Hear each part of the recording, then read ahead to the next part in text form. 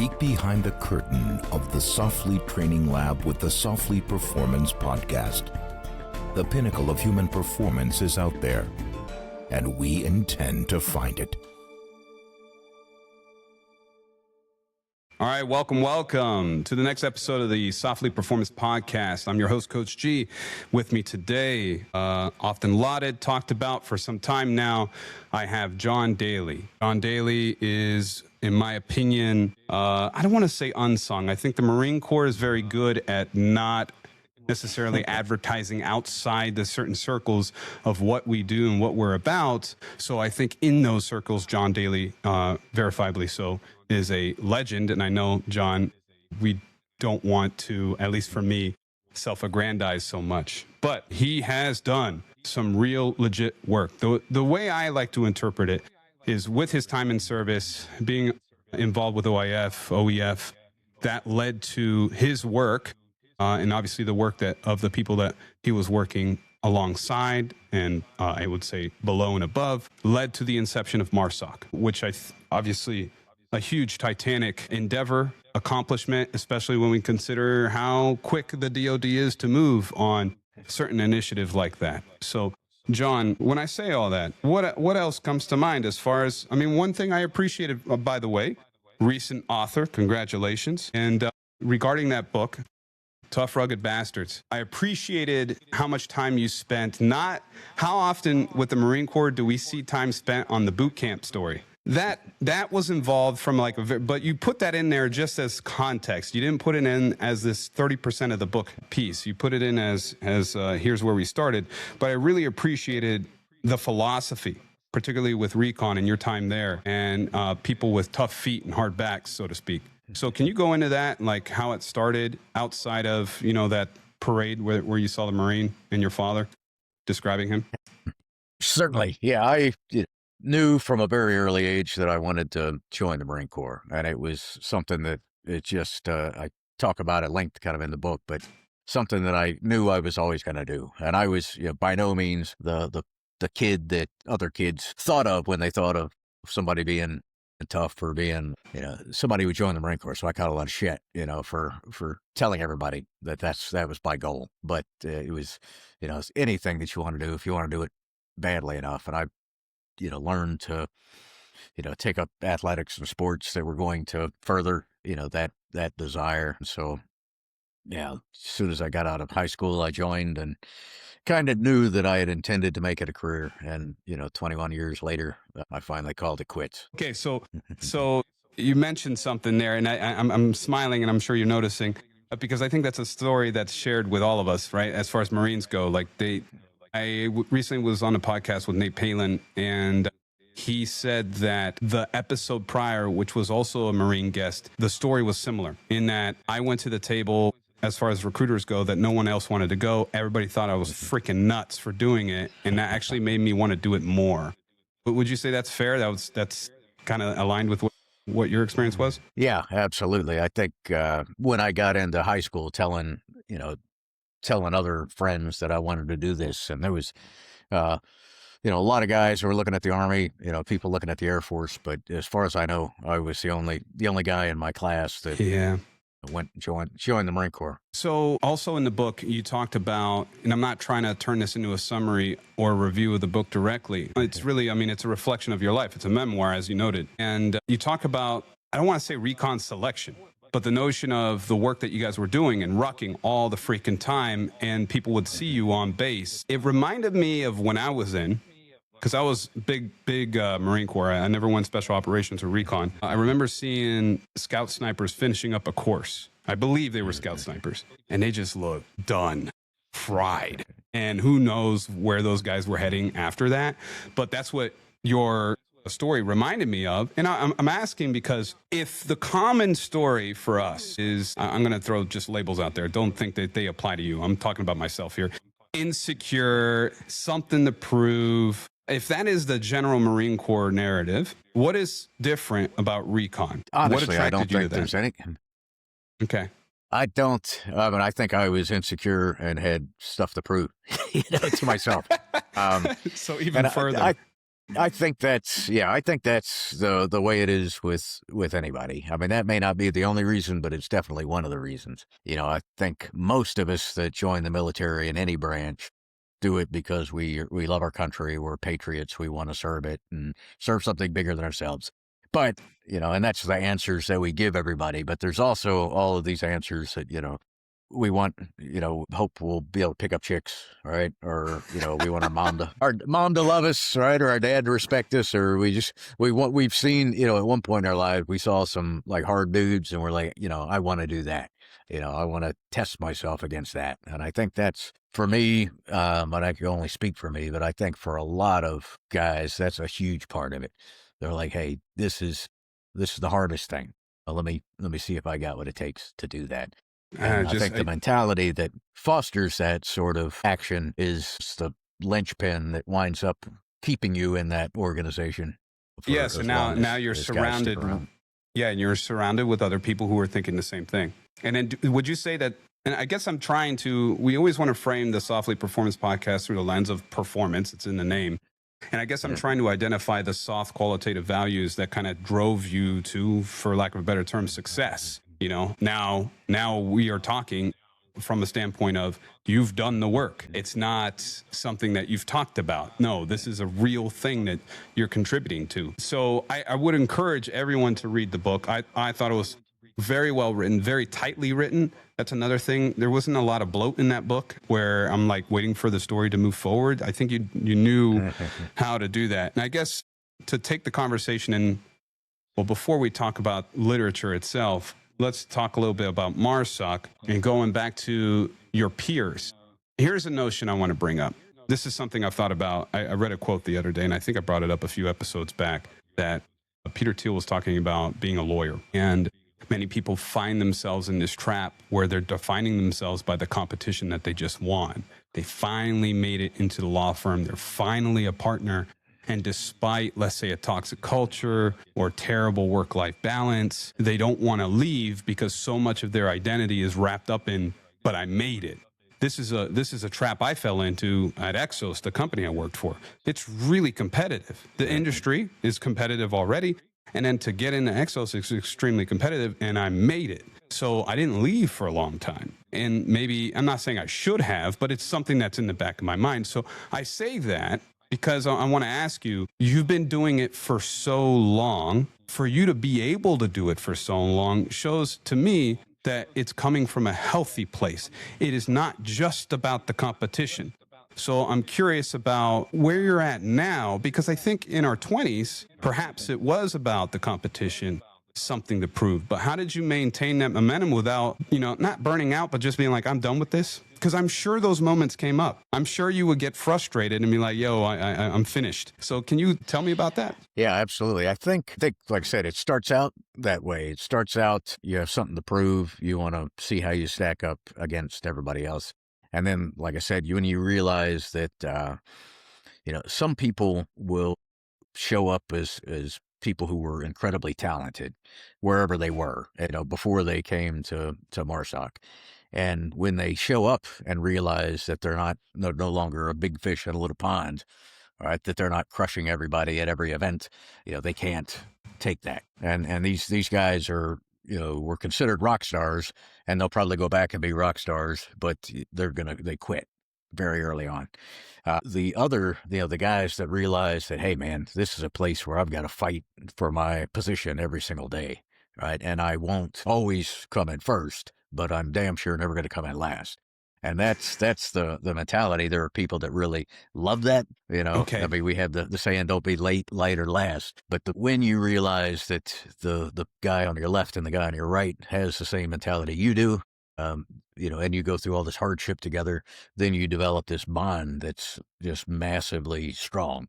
And I think that's what keeps a lot of guys doing it for so long. They become your family. You don't want to let them down. Yeah, that's good. How much is that is driven by you? When I say you, I don't mean, you're in charge of the schoolhouse now. I mean, you, let's say small unit, you're in the middle of the pack, so to speak. How much is that culture and that reliance on team is driven by yourself and your actions? And I'm asking that because I'm wondering if you've done things that kind of help that. Obviously, I feel like that's a rhetorical question, but I want to see where it goes. Yeah, I try to help guys save time in the learning process. And that's one of the roles. My most favorite role at the school is I get to talk to the guys coming through training quite frequently. And I think I can offer some, not shortcuts to the work, because there's no such thing, right? You got to do the work, but hopefully can help them see what's down the road, that this thing that really, really sucks is going to be worth it. And so that's where I try to spend a lot of my time, just walking around talking to guys. When I was at Exos is known for putting more first-round draft picks of the NFL into the NFL, right? So a collegiate D1 athlete, very good football athlete, first round, is going to be drafted in the first round. We make them better. This is done across 8 weeks. It's happening right now. And around weeks 6 and 7, that's when they're really going to be put in the hole. And what I mean by that is the physical aspects, the mental aspects. We're overloading at this point. Their 40 times are going to be slower. L runs, all measurable aspects will be lower. Even their sleep isn't going to be as good. They're going to be more irritable. We tell them this day 1. We tell them this week 5. Week 6 rolls around and they're like, "Coach, what's going on? My times are slower. I'm really irritated." Like, they're very frustrated. So the reason I ask that is I'm assuming that the pipeline also has those kinds of things built in, like, and especially over the years, you kind of know, hey, at this point of the year, this is going to happen. Can you tell me about, like, the intentional engineering behind that? Like, can you give maybe an example of, here's a time where we managed expectations, and every year it always happens the same regardless because there's something human there? We run the course, the 9 months training course that a Raider goes through in multiple phases. One, physically, it used to be very, very commonplace that they would graduate in far worse shape than they came in at. And it was really, we didn't think that we could do anything other than that. It was because we just beat them down so much over 9 months. We've gotten to a point now where we're graduating them bigger, faster, stronger, not by a lot, but we're able to definitely make them maintain and, generally speaking, graduate them a little bit better. But as they progress through the course, and that's all, the work of our strength and conditioning staff, PTs and things like that. But at the end of each phase of training, we have what we know is going to be a crucible event, right? So we know that they're going to get smashed. Yeah. And the job is to smash them, because there will be a few of them that will say that, hey, this is just not for me, this is too hard, and the other guys are going to come out of it finding something in them that they weren't sure they had or didn't know they had, but they're going to come out of it stronger. I think I've always thought that training should be harder than you expect combat to be, right? There's the saying that, like, the Greeks said that their drills were bloodless combat and their combat was bloody drills. But they train the way that you fight. And if you do that long enough and hard enough, then you build mental resilience in the guys, so that whatever it is that they face, they're going to look back and say, that was not as hard as what I did in training. Okay, thank you for bringing that up, because I actually have another overarching question. Let's say doctrine approach. I have experience. I've taught at Panama City Dive School, not as a dive instructor, but I was teaching the instructors how to coach and deliver strength and conditioning programs. I could tell that they thought I was the bad news boy in that, I'm taking away your fun, I'm making it easier. But my job, and I think you know this, my job was not to make training easier. No one wants a weaker X, in this case, a diver. I don't want a weaker diver. I'm wondering, because you were there at the beginning, I feel like because the Marine Corps is apt to try and do things on their own at first because the lack of resources, you didn't have anything. You guys were figuring it, you were building the plane as you were flying it. But I'm wondering how your lens has shifted, creating an environment that's extremely stressful to identify who belongs versus training someone to build them up, because there's a difference, right? You've got your filter and you've got your training. So how do you balance that? Because you don't want to make it to where that guy who doesn't have the values that match up doesn't belong there. We talked about that on the last episode, the session I told you about, where, you guys give a lot of the operators autonomy in selecting who belongs. So I'm curious, how do you strike the balance there? How do you make it hard? All right. So I'm sure you talked about this with Brent, but we put Marines that want to show up and come to MARSOC is through a assessment selection program. Yes. And the job of that is to weed people out that don't belong.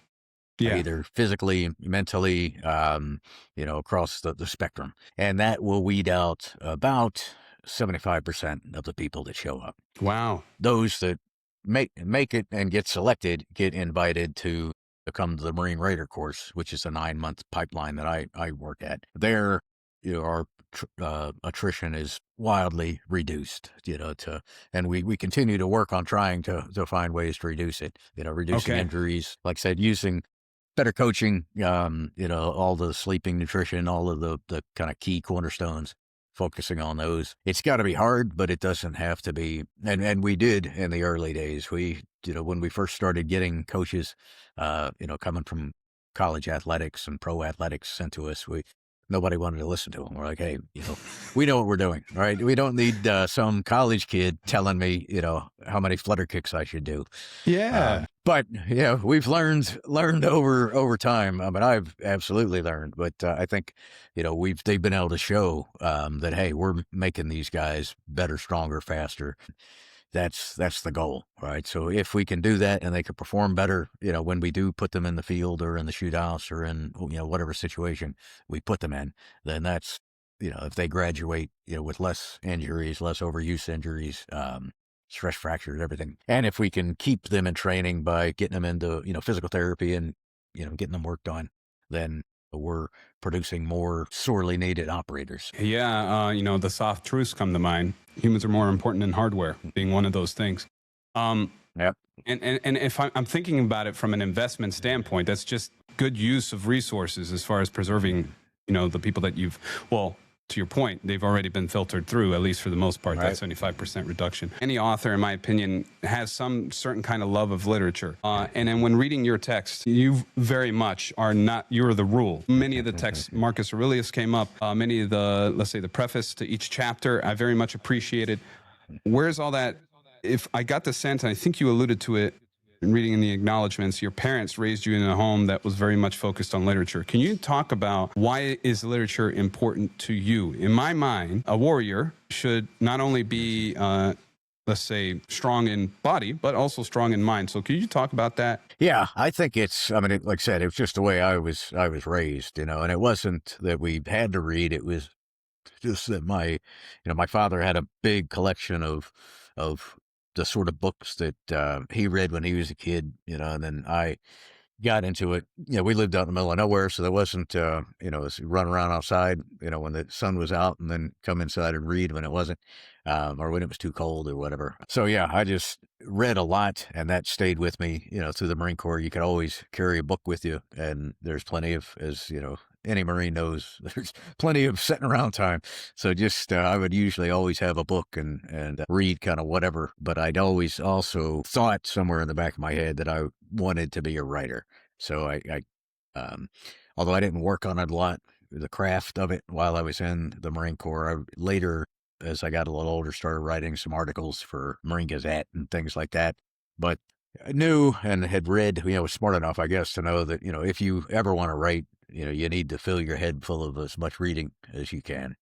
And especially related to the job. General Mattis said something, I had a quote that, like, if you haven't read 1,000 books, you're not fit to lead, I love that. Yes, you get to learn from everybody else's mistakes. And that's, like being the mind is just as important as the body. Yes. Romanticism is a concept in the early 19th century where the idea was about collecting as many experiences as you could. So people would go to Europe just for that experience, more than, let's say, something fun to do. They were doing it to add to themselves. So to that point, mistakes. You brought up mistakes. What comes to mind when it comes to books that you've read that have proven to be very valuable in helping you avoid mistakes or looking back, oh, that's why that happened? Does anything come to mind? Especially, I got into high school, it was about the time that these Force Recon books from Vietnam were coming out. And, reading about how hard the training was, absolutely, I think mentally prepared me for what was to come, and saved me a lot of grief, on the back end. It also just developed the ability to read quickly, understand and remember, which was, one of the things that absolutely made me more successful in my career than a lot of other people. If I would go to sniper school and just get giant binders full of books, I had a pretty good ability to read, comprehend, tie it to other things. And I think that's what comes from just reading a lot and thinking about what you read, if that makes sense. Absolutely. So, I mean, it's not often I'm asking these questions because it's not often, again, we have someone of your, let's say, stature, your legacy. And then I don't see it a lot. I don't see people who are, let's say, literarily savvy, if that makes sense. Yeah. If I said Marcus Aurelius Meditations, like, yeah, that sounds interesting, but you read, it sounds like you read that on a yearly basis.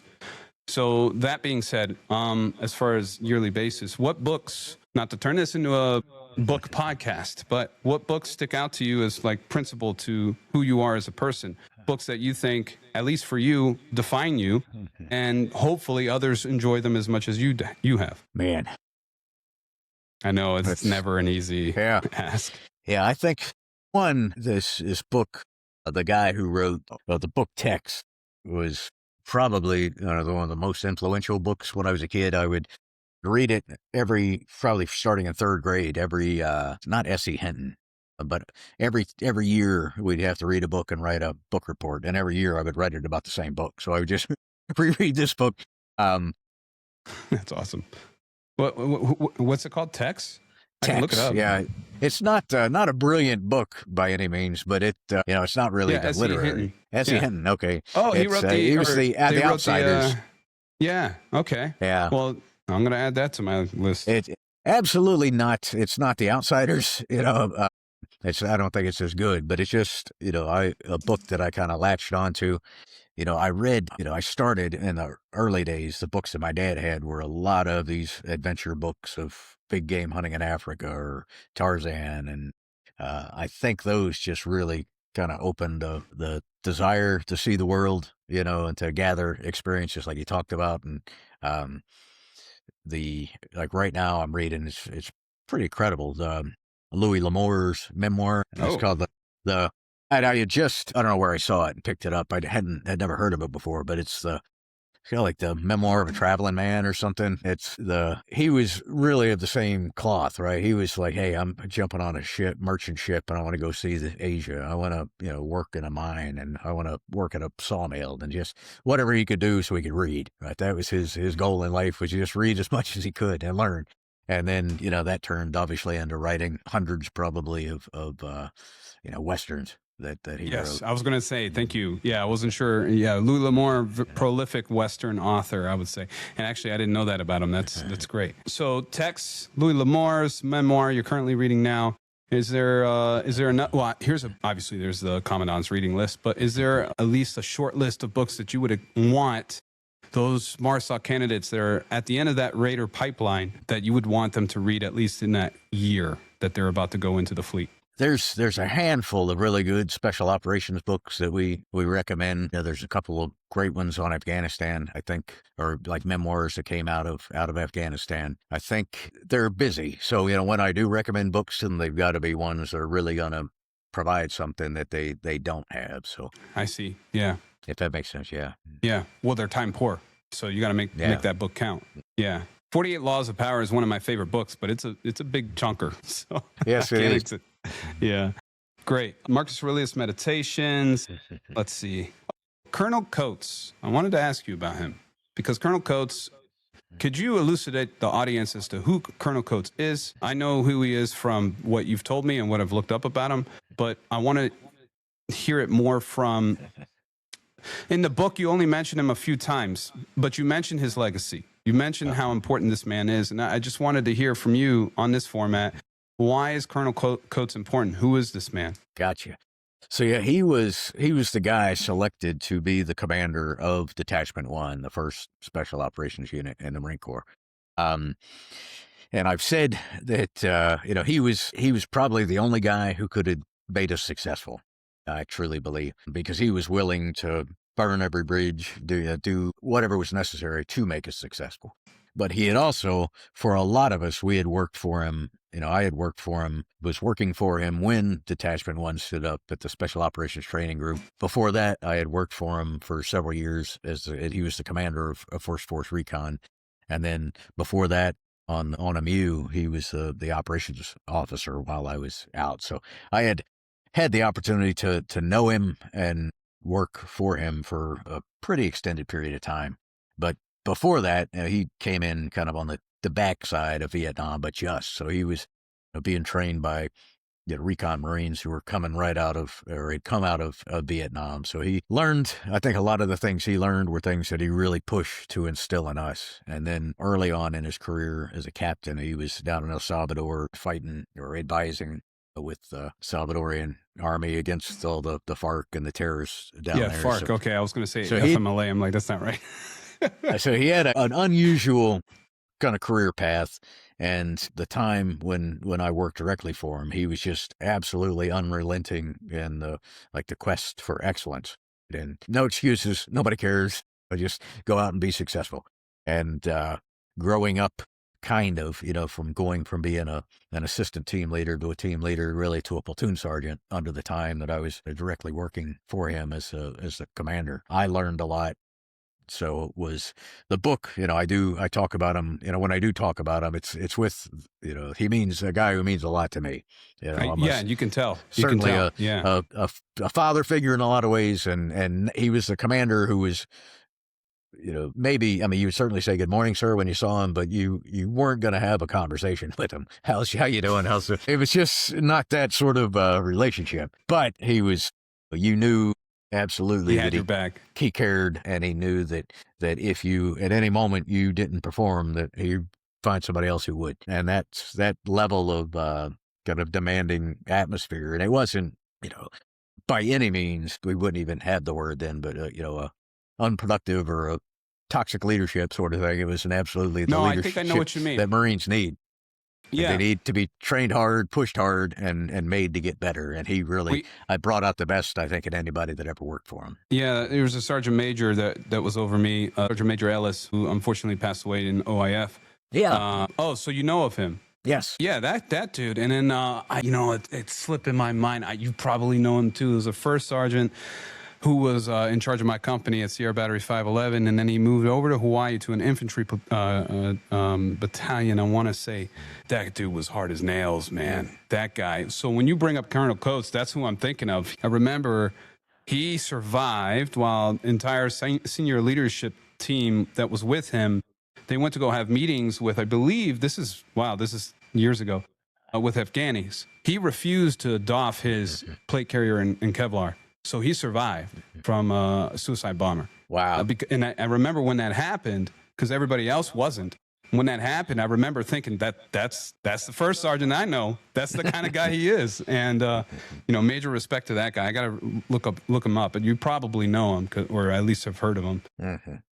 That guy was real. So you said that Colonel Coates was willing to burn every bridge for that standard of excellence. We kind of talked about it on our last episode where, in my opinion, the best leaders know how to pull every lever for their men without compromising the mission. So I'm curious, with your level of, let's say, seniority, and with Colonel Coates in that position that he was at, how do you guys balance burning bridges in a way that still puts you in a position of influence versus you piss off the wrong person and they put you in the back office somewhere? Yeah, I don't. One, it was never a question of pissing him off. It was a question of if you failed at a mission, then it was going to be. There was never there was an expectation that you spoke your mind. Okay. And while I would be. I wouldn't say shaking in my boots. I was not happy. It's not a happy experience, and it probably shouldn't be. When you had to walk in and give the boss any kind of bad news. So in order to avoid that, you just made sure that there wasn't, bad news to give them. All right. And fix the problems first. I think, everyone, and especially when we got to Detachment One, that guys were being picked from, there were no problem children being selected to be there.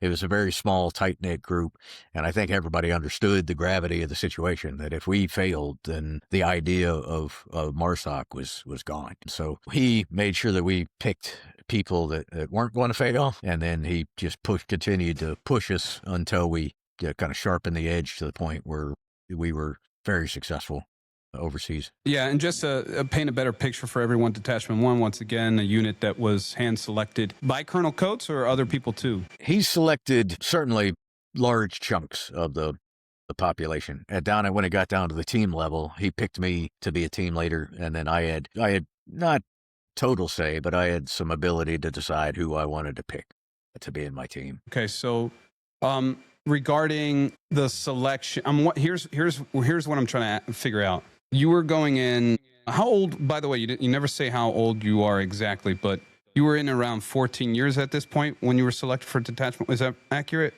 About, 14, 15. Yeah. So how old were you at this point? I would have been 33, 34. Did you realize the gravity of what Detachment One was meant to signify? Did you know that, hey, if we nail this could mean MARSOC? Were you aware of that at the time? I don't know that any of us thought in kind of in those terms. What we absolutely knew that if we screwed up, then the Marines and SOCOM was gone.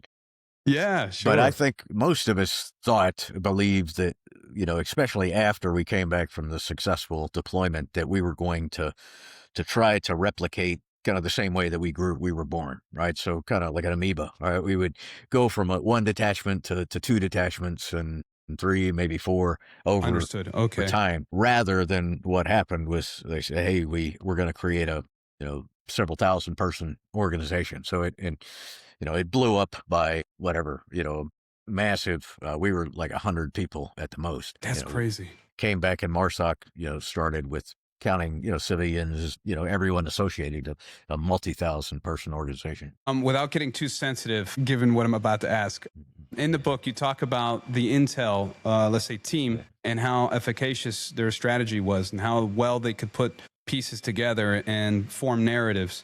Is that my perception of that as I was reading the book was that it was very much unique to the Marine Corps. Every branch has their equivalent, but the Marine Corps was very good. That's the impression I got. Has that continued, or has that kind of flattened out and become more equalized across the board? I don't know if we're allowed to talk about that. I don't know. What I could certainly say that, even within the Marine Corps intelligence, it just like they did with the guys, the shooters, they picked the cream of the crop of guys who were coming from within the intel field, the kind of the special units. So that absolutely led to a culture that was exactly the same for them as it was for us, in our line of work. But now MARSOC has absolutely continued to create, intel professionals across the spectrum of the ints, right, that are recognized across SOCOM and DOD as being like top shelf guys. I do think there's something to it. When I know a Navy SEAL who was singing Marine Recon, and their sniper training, the Marine Corps sniper training program is one of the best that he's ever taken or been through. So I appreciate, I don't know what it is about the Marine Corps that does really well as far as being compared to other services. It's admirable, and something I'm proud of by extension. I wasn't doing the work, but what are your thoughts on that? Why is it that it seems to me, and now I'm biased, but why is it that it seems to me that many branches have a great deal of respect for the Marine Corps? Well, I'm biased also, obviously, more so, because it's kind of all I've ever done. But I think we're very small, and so the things that we do well. We pick our battles, and sniping is, reconnaissance have always been things that the Marine Corps has been really good at. I think intelligence by necessity. I think we also take the advantage to learn from everybody.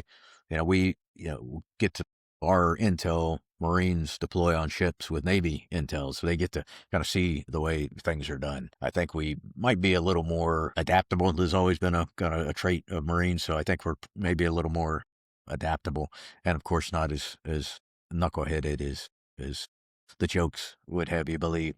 Sure, absolutely. Let's see. I'm curious, what, from a training standpoint, for yourself. Rucking is a really big, important part of your identity. And then I also, the ultra running chapter, I was really interested in because I brought this up multiple times. I brought this up on the last episode, actually, this notion of ultra running. I'm wondering if you would agree. Ultra running and the trauma that you're putting yourself through there very much reminded me and was reminiscent of what I put myself through when I was in the Marine Corps on purpose, on a regular basis. And my thoughts as I was dealing with that trauma, metabolic trauma through the ultra running, I was thinking, well, this is what people want what we were already doing. That's why this sport is growing. It's fulfilling some kind of need as far as putting them in a very challenging position and asking them to push through that and manage that.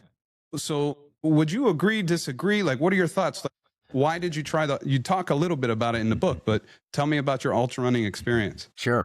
Yeah, I had never run. I think I ran one half marathon while I was in. I've never felt the need to run much more than the 5-8 mile runs occasionally.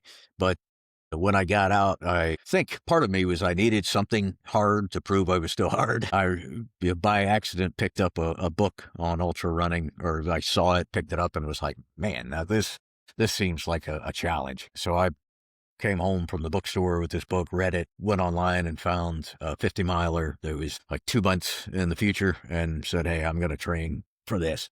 And it sucked, but I did it. And it's, as with anything in the Marine Corps, once you do it, what I really loved about it is you tell somebody, part of it is egotistical, right? You tell somebody, hey, I just ran 50 miles, and automatically, like, everybody's like, I don't even like to drive that far. Oh, you're absolutely right. Yes. I ran a 200. This is like 6 years ago now. I'm still telling people I ran a 200. Yeah, I get it. Once you do that, start going into that, I'm like, running 50 miles is fucking crazy. I'm not sure that I can make it. But when you start running, you start talking to people and they're like, oh, hey, I'm running this, 100K, in a couple months, you should come out and join me. Or they tell you a story, but running, this 100 miler or that, really very quickly, it stops to seem crazy, which was the same thing that a lot of Marines certainly talk about when they say they want to go to MARSOC, and their friends are like, man, you're crazy, it's hard, you'll never make it. And then you get there and you become, it is crazy, right? But you're the same kind of crazy as everybody else. And then 100, when you start talking to people, and 100 miler does not seem crazy, then you know that you're like, oh, okay.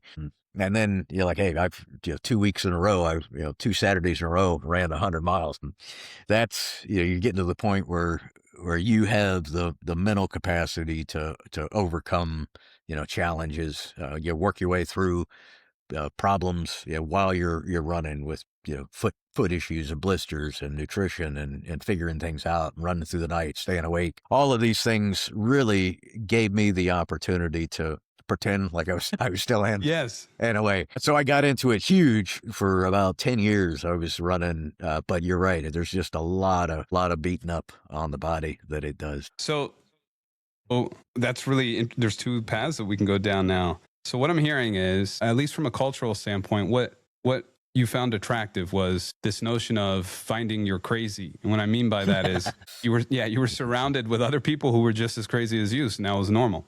No, exactly.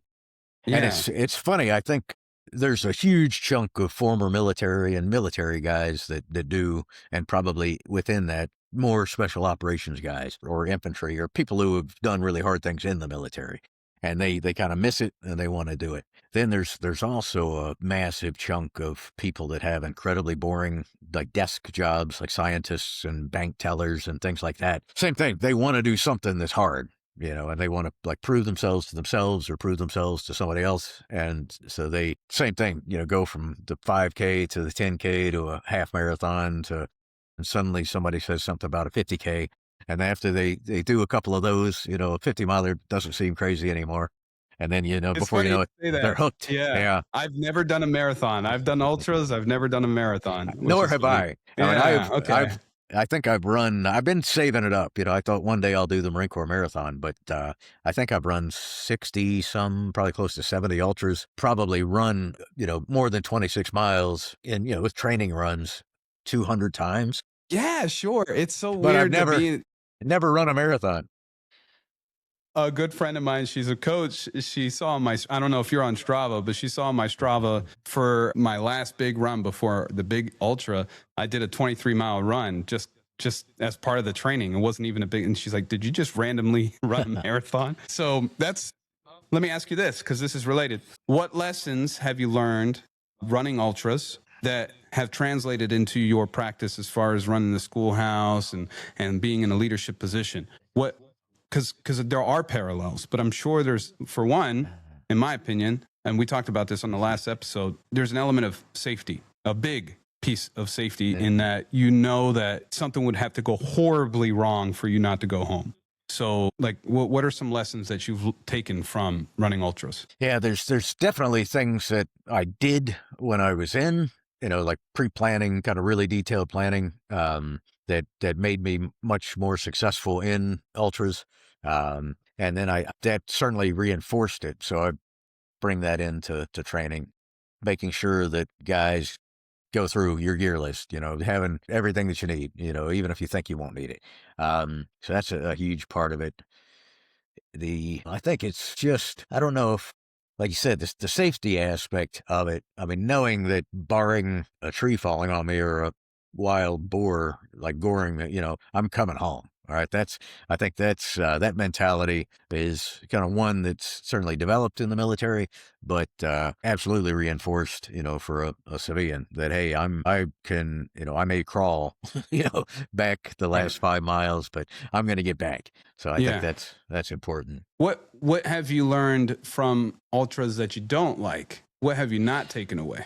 So for example, like just sending it and running 20 miles without having a good reason for it in the MARSOC Raider pipeline, like that just seems nonsensical. So like that would be something like, well, that's not going to make sense for our guys. Like, what are some other things that maybe? Yeah, definitely that. Yeah, there's no reason to beat yourself up, and put in the miles. And that's one of the reasons I've got to, I don't know, I won't say I've stopped, but I've certainly taken a long pause from that, because I was really beating myself up. And when you're training for ultras, I was not training anything else. I wasn't doing a whole lot of gym time or, being well-rounded. And that leads to just a lot of, I was training hurt, which is something that I carried over from the Marine Corps that I had to learn that, particularly as you get older, training hurts less.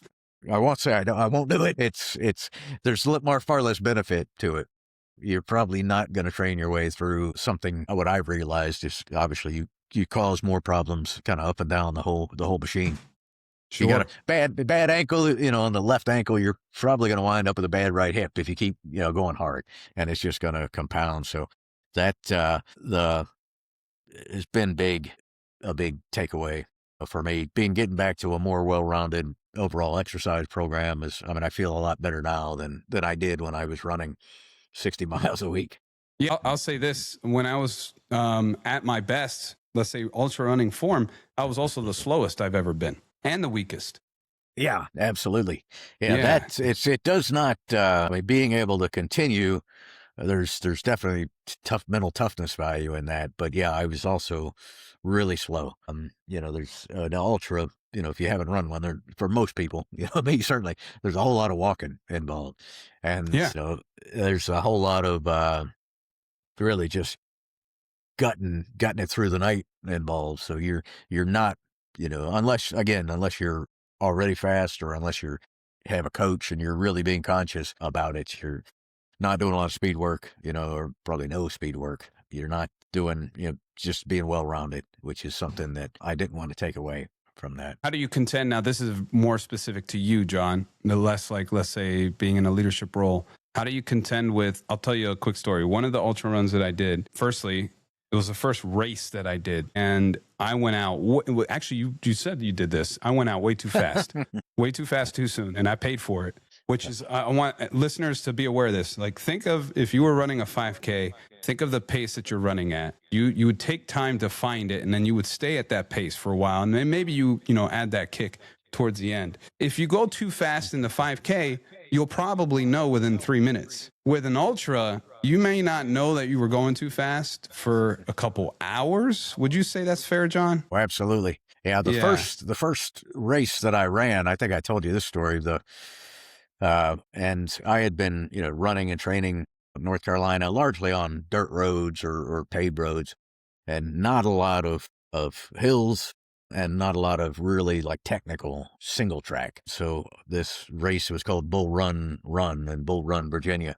And I started off super fast, there was a single track. So you really couldn't pass. There wasn't a lot of room to pass. So I was stuck up near the front with a lot of fast people. Oh, no. And so I just, I stuck with them for about the first probably 18 miles. And then we got to a point where it opened up and a dirt road and, people start taking off. And I took off like running up this really steep hill on a dirt road. And this old man who'd been behind me, but he was fast. He was like, hey, what are you doing? He's like, hey, stop a minute, walk with me. And so I'm like, yeah, I don't need to listen to this old guy, but I'm like, yeah, maybe I should. I stopped, and a couple of young guys went sprinting up the hill, and I was probably 40, so I didn't consider myself old by any means. I still don't. He's like, hey, is this your first ultra? I'm like, yeah. He's like, let me tell you, I won this, the first 3 or 4 years that they put it on, like 20 years ago. He's like, you're not going to do any better by running up this hill. And he told me, and I jogged with him for probably the next 5 or 6 miles. And I learned like so much in that time, just kind of being willing to listen to him. But that's great.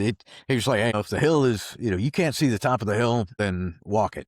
Yeah. And that was some advice that I've like always taken with me. And this guy had run probably hundreds of ultras and back from the early days of like early Western states and things like that. Right. So just getting to like pick his brain and listen to the advice that he had. I mean, he went through, and I'm sure he'd probably done it 100 times to 100 different, inexperienced runners, but from, what we should be carrying for nutrition or for foot care or, what put in your drop bag and kind of, with ways to pace yourself and training. I mean, he talked and I kind of huffed and puffed and listened and learned a lot. So it was incredibly valuable. That's awesome. Well, there's a question. Go ahead. No, I was going to say, that's one of the things about ultras that makes it really appealing is it's not, you're not doing a 5K or, a marathon. You will spend a lot of time talking to people, moving at a pace that allows you. So you'll meet, people that you otherwise wouldn't, you'll get to, talk to some random strangers through the middle of the night, and they may have been like this guy who is, at one time a kind of a champion in the sport, or, that just, you might make meet somebody. I've ran into people that I didn't know, but like we had people in common that we knew, or guys that I'd been in Afghanistan with, on maybe 2 fobs over. So yeah, right. It's a really cool sport because there's a huge social aspect to it.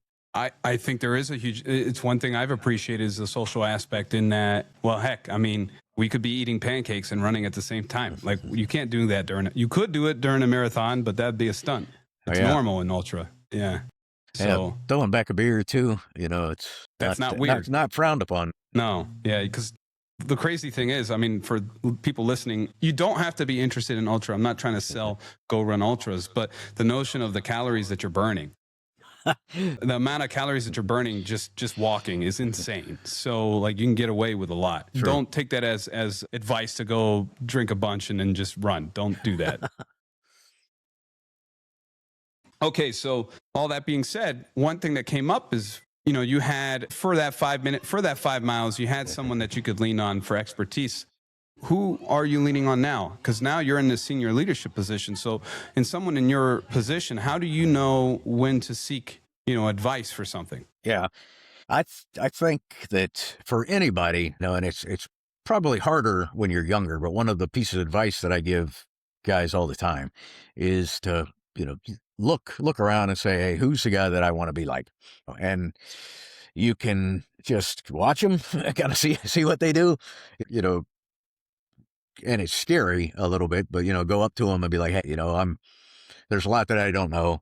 Appreciate the way that you go about business and conduct yourself and So, would you be my mentor? And that sounds, when you tell guys that, they're like, fuck no, I'm not going to go do that. That's weird. But, when you're on the other side of that and some young guy comes in and it's like, hey, would you mind if I just run things by you sometimes, if have a leadership challenge or something that you probably, of course, that makes you feel great. Right?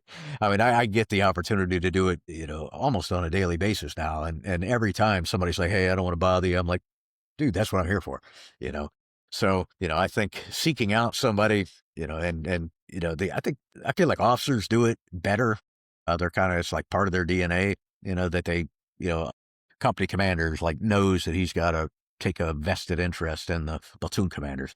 I don't think as enlisted guys, generally we do it as well, but it's not structured in that way. It's not like immediately related to the mission. Yeah. Whereas I feel like you said, for officers, that it's more part of what they're supposed to be doing. Yeah. But, for me, same thing. I've got a couple of guys at work, and then I've got, a buddy that we get together to go for a ruck, usually every Thursday morning.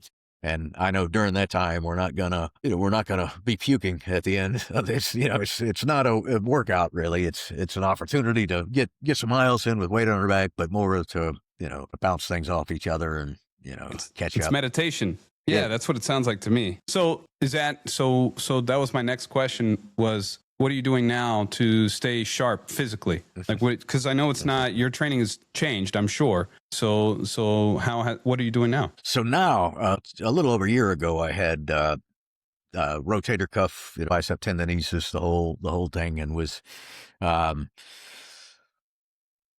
until that point, and it was a lot of just years of abuse and damage, and then it was kind of doing crazy, Turkish get-ups, like trying to have a Turkish get-up contest with 20-some-year-olds. So wisdom is pain, I say. Yeah, well, I still don't. I'm really good at pain, so I haven't earned as much wisdom maybe. But after the surgery and after I was able to start working out again, I went, and I had always talked to the coaches, used the coaches kind of, but I went to one of our coaches at work and was like, hey man, I'm 56 years old. I'm just able to work out again, just tell me what the fuck to do, and I will, I will do it. I will not, I'll ask questions, but I'm not going to question what you're telling me to do. And so it's been now about a year, I guess, I've been just listening to this coach, Jake, on whatever. And we use, today I was in there, I follow his advice or his, training plan. So now I'm running 3 days a week, or probably run 2 days a week, rucking, hard one, and then 3 days in the gym. And I mean, I'm stronger now, I think, than I've been, depending on the measure of strength. But like bench, I think I'm benching more now than I've benched in my life. So I'm, it's been pretty amazing, when you actually listen to the pros that know what they're doing. And I think one of the things is that just boggle my mind is that being a guy, who you assume, especially being in the military, that how to do things. Like, yeah, everybody knows how to bench press. But when you have a coach actually like, well, hey, man, try this, do this. And you're like, man, I had no idea how to bench. Yeah. So, you getting just little pointers on how to do it more, safely, but then also just like I said, I'm throwing up weight that, 25-year-old me would have been like envious of.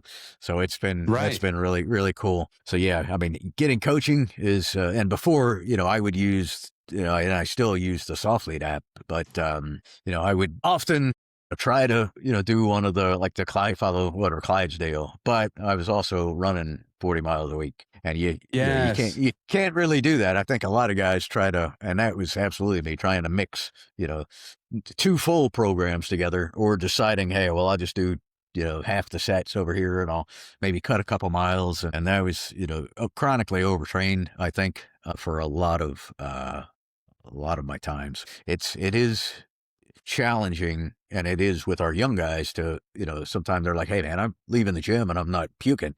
Like, well, it's sometimes that's okay. You don't have to. to lift all of the weights every day. And then you realize that, man, So I I was feel going to better, ask I'm getting about stronger, that. I'm sleeping better. Yeah. So yeah, I was going to ask about that. So like, I mean, it sounds like, okay, so you would say that your physical self is probably improving dramatically now with just the consistency that you've been applying with these principles. Are you seeing the same thing with the younger Marines coming through the program where they're, let's say, more adept in the weight room, or are they still kind of like where you were when you were their age? No, I think because I think they're smarter. They're starting off smarter, but we're doing a better job now, and we've got all of our instructors are bought in. They are involved in using programming, and so they know. So they're all like, hey man, this is what we do here. Don't care what you did, it's a CrossFit gym, or don't care what you did at wherever you go. Here you do what the coach tells you, and a lot of it, we get them into some Olympic lifts and things like that. And just a lot of it's really just focused on form. So, when the coaches start giving them those kind of critiques that, hey man, turn your feet in a little more, look at, deadlifting this way. And then guys are, pulling more weight than they've ever pulled before. They're like, yeah, you quickly get bought in. And, one of the downsides to working at MARSOC or lots of places is that were the inability to wear wearable devices in the buildings tracking, right? Yeah, but they've started finding a way to allow some of that, and so we have a lot of guys that are really conscious about tracking the personal metrics, and then when you start seeing that, hey man, my HRV is like going up, my sleep is improving, we have them mostly, we kind of own their time, right? So hey man, you're going to the chow anyway, eat right, sleep well. We kind of enforce that very early on, and the guys just start realizing that, hey man, this stuff works. I'm finally learning it, a little late in the game, but it's still a huge game changer. One thing that as a coach that I always tried to do was make sure that if you were working, John, if you and I got to work together, my goal was always, regardless of how long we were working together, I wish I had more time. That's what I'd want you saying. So it could have been a day. It could have been 6 months. But, or the other one was, I wish I started this years ago. That's the other thing I was chasing. So yeah. And that one, that's me every day. I'm like, man, I wish I would have known this, but learning it's half the battle, right? Well, you even noted this in your book. Like, I don't think the younger you would have listened, So it was with me. I think I was just too egotistical. Yeah, there's definitely, and I think we have smarter guys coming in now. Absolutely. I believe that we have I think in MARSOC, I mean, everybody has been through the same training. So they know how hard it is. They know how it beats you up. So the instructors are really do a great job of sitting down and talking with guys. Hey, you're not going to graduate because you won today and, lifted the most and screwed yourself up. Right. You're not gonna, you've gotta, what we always say that the course that they go through, the Marine Raider course is a marathon of sprints. Like you need to be running every day, hard, but you need to realize that you're going to wake up running hard tomorrow and the next day and the next several hundred days. So it's, it's a, long game you got to play. What either in your career or through the schoolhouse setting makes you laugh? Marines will make you laugh constantly. Some of it's the kind of good laughter, and there's a lot of that. All right, some of it's the sad laughter when you're like, I can't fucking believe this guy did that thing. I think I feel like the two. If there are things that kind of keep me young, one is being around young guys, but the other two are being insanely curious. Like, I feel like I always want to learn stuff. And then the others, being able to laugh at yourself, if you deserve it, or, seeing the humor in situations. I think in almost, the more dire a situation gets, and that's another thing from ultras, in middle of the night, you've been going for 20 some hours and you trip and fall on your face, or you like piss all over your leg, and you're like, you can let that destroy you, or you can laugh about it and carry on. And so I've always thought that, good leaders have the ability to laugh. because the times when you do, especially or make a joke in hard situations, that it kind of changes the mood. So I definitely laugh whenever I can, when I can find something funny. Yeah, I saw a quote today. I don't know if there's any attribution for it. I'll have to look it up. But it said that good or bad morale is always one word away. So, hey, we're wrapping up this Field X, or hey, you're going to get extended for your deployment. So, yeah. I buy that. So we'll wrap it here. I don't want to. You've been awesome, John. Really appreciate it, and I hope we can have you back on the podcast. But once again, listeners, Tough, Rugged Bastards. John Dailey, author, and one of the proponent chief members of Det One, or the Det, which was the precursor to MARSOC for the Marine Corps. If you want people to reach out, how can they find you? Yeah, I mean, social media, as much as I hate it, I'm on Instagram primarily, just John A. Dailey. I write a couple of weekly newsletters. One of them I talk about rucking, and one is more of kind of mental fitness, I guess, or I don't know how you describe it. It's called Walking Point. It's kind of my philosophy on life.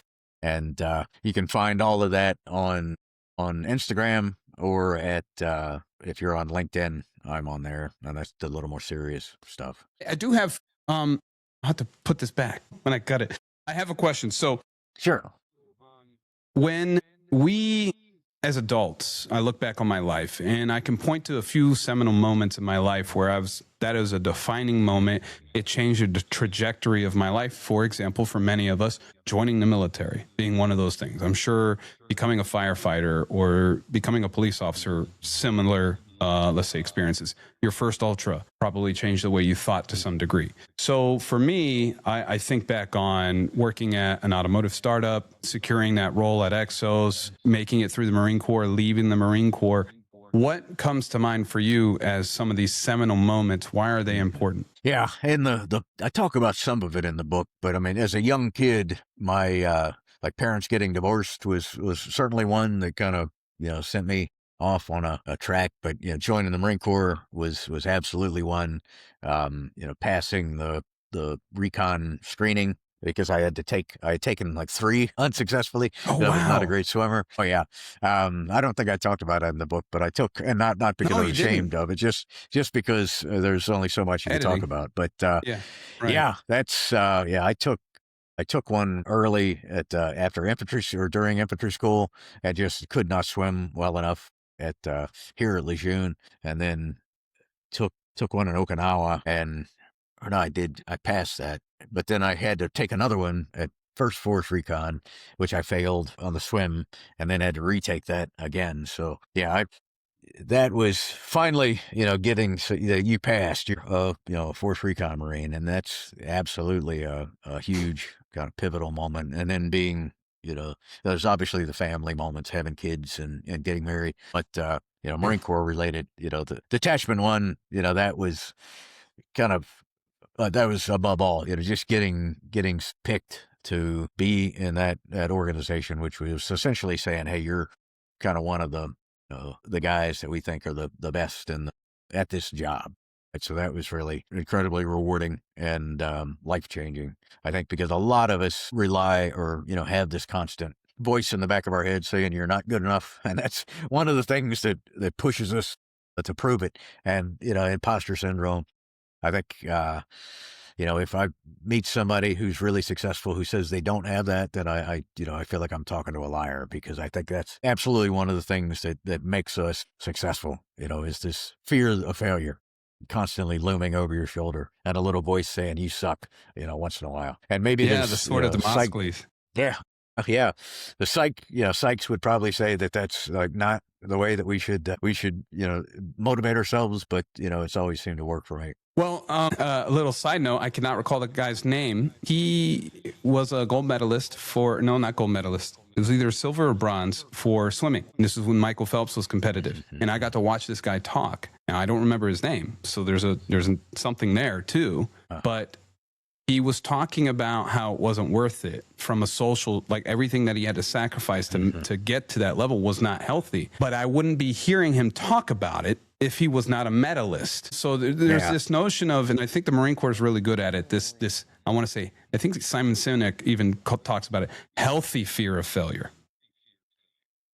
you know? So it's just something I've thought about a lot. And I think you're right. Like, I do not think I learn something new every day. There's something that disproves what I initially thought. And I think it's a good, used the word curious earlier. I think it's really important for us to remain curious, because what's going to happen, and I'm wondering, maybe we save this for another time, but what happens when you're not curious and you don't have a fluid, dynamic mindset, and you're on the battlefield and the situation, the enemy presents you with a situation that didn't fit your worldview? I think you would be found wanting, and that draws concern with me. But I don't want to dominate the last word, John. What are your thoughts? Well, no, we could come back on and talk for a whole episode about curiosity. I'm a huge fan of it. You know, some good books. Ian Leslie, Curious, is a really good book. But yeah, I think that we've got to, you know, if we're going to curiosity, we have to have curiosity to motivate anything that we do. You know, if we're not like, hey, how much more can I lift more? You know, can I get more flexible? Can I get faster? Can I get stronger? Can I sleep better? You know, all of those are, you know, lead us down rabbit holes of, hey, let me try this thing. And yeah, if you lose that, then your likelihood of achieving any level of success probably goes down precipitously. Okay, that's awesome. We're going to finish it there, everyone. Thank you so much, John, for your time. I'm very much looking forward to hearing what you think about the last episode. I encourage everyone to procure the book, Tough Rugged Bastards by John Dailey. I thought it was fantastic, especially as a Marine. I haven't read a lot of Marine stuff like that. And I brought this up, just the notion of reading about OIF, OEF, the GWAT era, and especially, you know, I'm about to turn 40. It was just kind of before, when I remember when I was reading about war, it was always this thing that had happened in the past that I had no exposure to. So it was an alien experience for me reading. It's like, oh, I remember that. That was kind of odd, but I guess that's just life. So for those of you listening, we'll see you on the next one.